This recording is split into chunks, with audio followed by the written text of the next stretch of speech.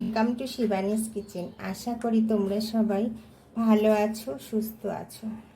তো আজ আমি বানাতে চলেছি চিংড়ি মাছের চাপ। তার জন্য চিংড়ি মাছগুলো প্রথমে কেটে নেব।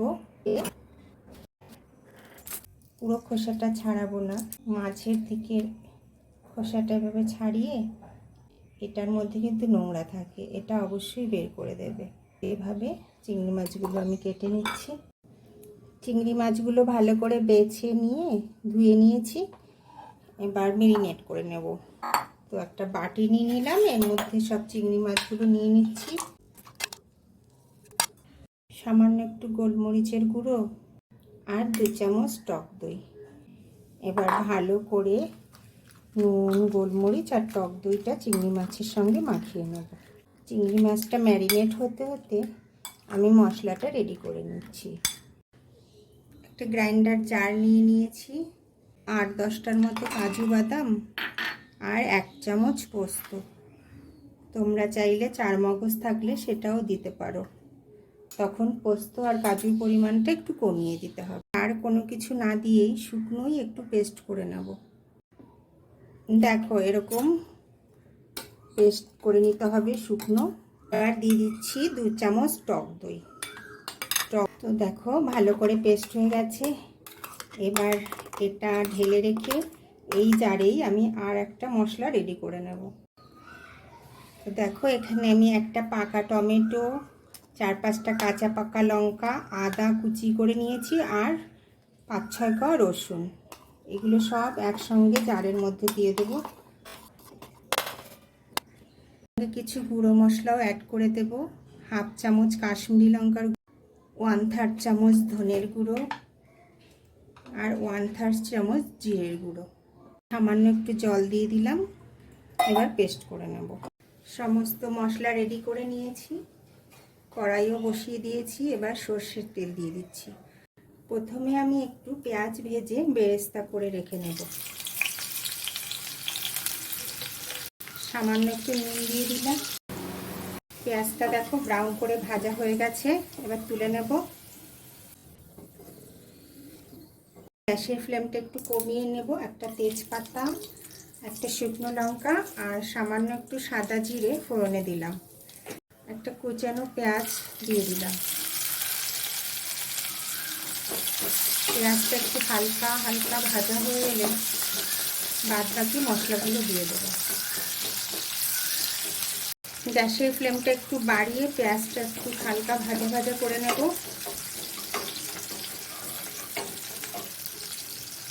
সামান্য একটু চিনি।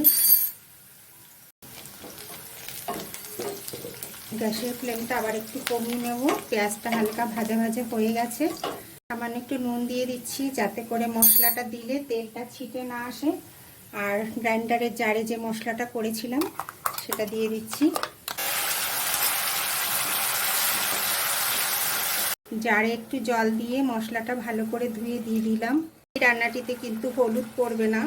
আর তোমরা হয়তো এতক্ষণে খেয়াল করেছো চিংড়ি মাছটাও আমি ভেজে নিইনি। ভালো করে কষানো হয়ে গেছে। চিংড়ি মাছগুলো এর মধ্যে দিয়ে দেবো। চিংড়ি মাছ দিয়ে আবার ভালো করে 4-5 মিনিটের মতো কষিয়ে নেব। চিংড়ি মাছগুলো দিয়ে ভালো করে কষানো হয়ে গেছে। তোমরা দেখেই বুঝতে পারবে চিংড়ি মাছগুলো কতটা সফট হয়ে আছে। তো এবার আরেকটা যে মশলা রয়েছে, যেটা প্রথমে করেছিলাম টক দই আর কাজু দিয়ে, পোস্ত দিয়ে, তো সেই মশলাটা এবার দিয়ে দেবো। এই মশলাটাও চিংড়ি মাছের সঙ্গে ভালো করে মিশিয়ে কষিয়ে নিতে হবে। দই আর কাজু বাদাম একসঙ্গে পেস্ট করাতে দইটা যে ফেটে যাওয়ার সম্ভাবনা থাকে না, সেটা হয় না। গ্যাসের ফ্লেমটা মিডিয়ামে রেখে ধীরে ধীরে কষিয়ে নিতে হবে। আর মাঝে মাঝে একটু নেড়ে দিতে হবে যাতে করে লেগে না যায়।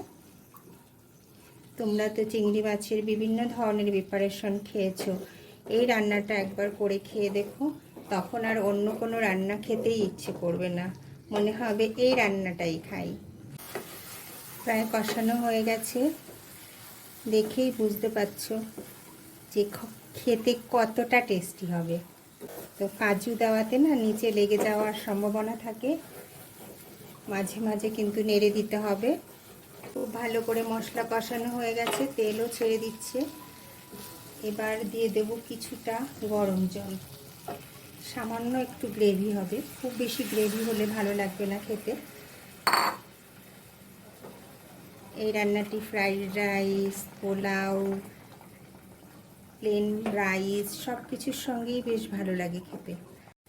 ঢাকনা বন্ধ করে 4-5 মিনিটের মতো হতে দেব। গ্যাসের ফ্লেমটা একদম কমিয়ে দেব। 5 মিনিট হয়ে গেছে, রান্নাও প্রায় হয়ে গেছে।